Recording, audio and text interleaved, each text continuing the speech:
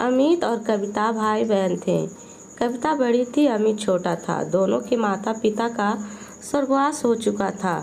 कविता एक ऑफिस में काम करती थी, उसका भाई अमित कॉलेज में पढ़ता था। एक दिन अमित ने कविता से कहा, दीदी मुझे कॉलेज की फीस देनी है, मुझे कुछ रुपए चाहिए। कविता ने कहा, अभी तो मेरे पास पैसे नहीं है, कल तक मैं तुझे पैसे दे दूंगी।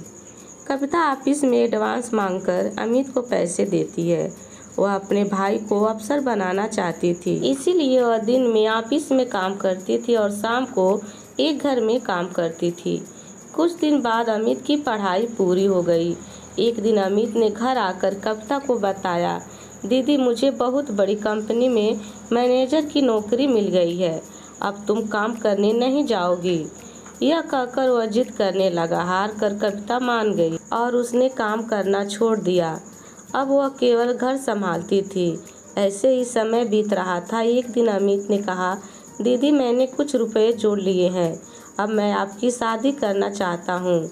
यह सुनकर कविता ने कहा, नहीं भाई, पहले मैं तेरी शादी करूँगी, जब घर संभालने वाली आ जाएगी तो मैं भी शादी कर लूँगी। कविता ने एक अच्छी सी लड़की देखकर अमित की शादी कर दी। अलका को भाभी के रूप में पाकर कविता बहुत खुश हो रही थी। धीरे धीरे अलका ने पूरा घर संभाल लिया। तीनों बहुत खुशी से रह रहे थे। एक दिन अलका की माँ अलका से मिलने आई। उन्हें कविता शुरू से ही पसंद नहीं थी। मौका पाकर उसने अलका से कहा, तेरी ननद शादी नहीं करना चाहती है, यह तो जीवन भर तेरे पति की कमाई पर ऐश करना चाहती है, तू बहुत सीधी है। यह सुनकर अलका ने कहा, माँ तू बेकार की बात कर रही हो, अमित इनके लिए लड़का देख रहे हैं, जैसे ही मिल जाएगी शादी हो जाएगी। लेकिन अलका की माँ ने कहा, बेटी तू नहीं समझेगी, यह तेरे को कभी चैन से रहने नहीं देगी।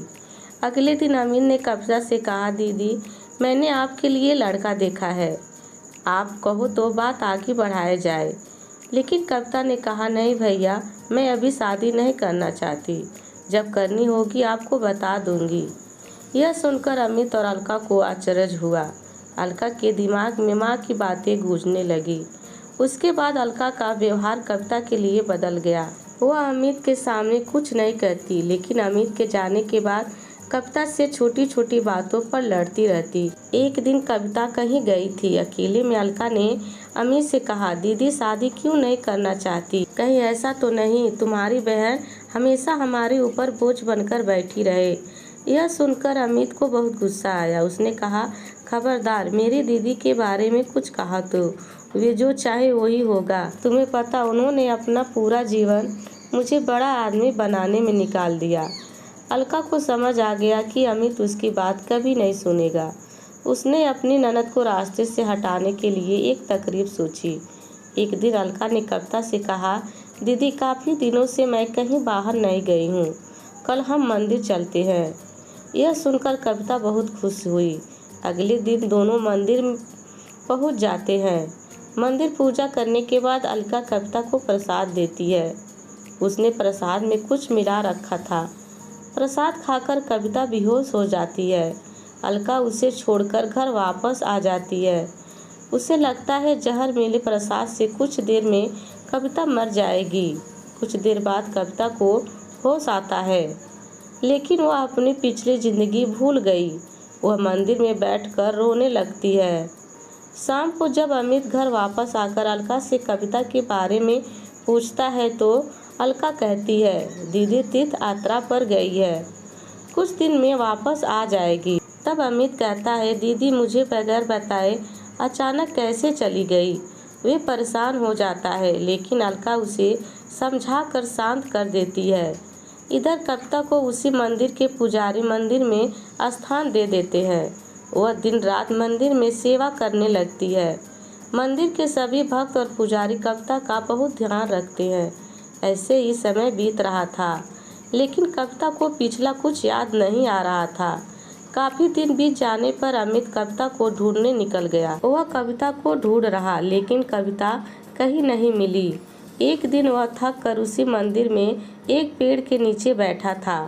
तभी वहाँ कविता आई। उसने कहा, भैया मंदिर में भंडारा शुरू हो रहा है, आप भी बैठकर भोजन कर लीजिए। कविता की आवाज़ सुनकर अमित चौंक गया। कविता को देखकर वह रोने लगा। तब कविता ने कहा, भैया आप क्यों रो रहे हो? तभी वहाँ पुजारी बाबा आ गए। उन्होंने अमित से पूछा तो अमित कविता के बारे में बताया। पुजारी बाबा ने कहा, यह लड़की यहाँ बेहोश मिली थी। होश आया तो इसे कुछ याद नहीं था। अच्छा हुआ तुम मिल गए। इसे अपने घर ले जाओ। भगवान ने चाहा तो वहाँ जाकर इसकी याददाश्त वापस आ जाएगी। अमित ने कविता को चलने के लिए कहा तो वह रोने लगी और जाने से मना कर दिया। लेकिन अमित जिद कर रहा था। तब कविता ने कहा, भैया मुझे सब कुछ याद है, लेकिन मैंने जानबूझकर नाटक किया ताकि तुम और भाभी मेरे बिना खुश रह सको। भाभी को मेरा घर में रहना पसंद नहीं, इसीलिए मैं उस घर में नहीं जाना चाहती। यह सुनकर अमित रोने लगा। कविता से बोला, दीदी अगर आप घर नहीं चलोगी तो मैं भी यहीं रहूँगा। उसकी बातें सुनकर कविता घर जाने के लिए तैयार हो गई, लेकिन उसने अमित से कहा, मेरी एक शर्त है, तुम भाभी पर गुस्सा नहीं करोगे।